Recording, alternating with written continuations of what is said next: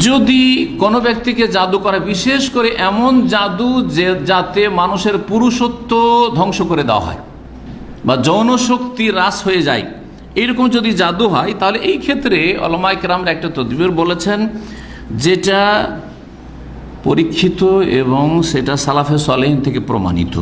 সেটা হচ্ছে 7টি বড়ই পাতা নেবেন, কুল পাতা, তাজা সবুজ, আর তারপরে সেই 7টি পাতাকে পিষবেন সুন্দর করে পাথরে, পাটায় অথবা যে কোনো এতে, আর তারপরে একটা পাত্রে নেবেন, আর সেই পাত্রে পানি ঢালবেন, এতটা পানি ঢালবেন যেই পানিতে গোসল উজু করা যেতে পারে।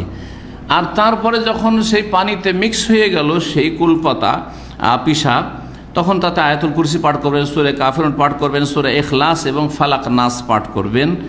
আর যেই জাদু সম্পর্কীয় আয়াতগুলি সূরা আরাফে রয়েছে, সূরা ইউনূসে রয়েছে, সূরা শুআরায় রয়েছে, সূরা তাহা রয়েছে, এই সূরাগুলিতে বেশ কিছু সেহর সম্পর্ক, জাদু সম্পর্কে আয়াত রয়েছে, এগুলি পাঠ করতে হবে। এগুলি পড়ার পরে ওতে ফুঁক দেবেন। আর ফুঁক দেওয়ার পরে কি করতে হবে, কিছুটা পান করে নেবে, কিছুটা অংশ ইশরাবু বা'দাহু পান করে নেবে, পান করলো ভিতরে গেল। ওয়াক্তাসিল ফিল বাকি, আর বাকিটা দিয়ে উজু গোসল করে নেবেন। ইনশাআল্লাহ তাআলা জাদুর প্রতিক্রিয়া দূর হয়ে যাবে। একবারে যদি না হয় তো বারবার এই চিকিৎসা নেওয়া যেতে পারে বা করা যেতে পারে।